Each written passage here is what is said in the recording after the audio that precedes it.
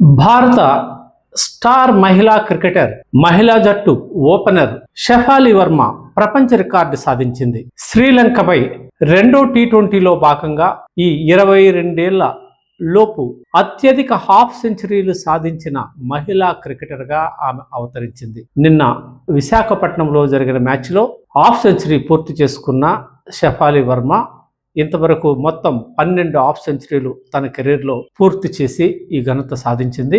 షెఫాలి వర్మ తరువాత Stefanie Taylor West Indies చెందిన మహిళ 10 అర్ధ సెంచరీలు చేశారు. గావి లెవిస్ ఐర్లాండ్కి చెందిన క్రికెటర్ 10 హాఫ్ సెంచరీలు చేశారు. జెమిమా రోడ్రిగ్స్ మన ఇండియన్ మహిళా క్రికెటర్ 7 హాఫ్ సెంచరీలు పూర్తి చేశారు.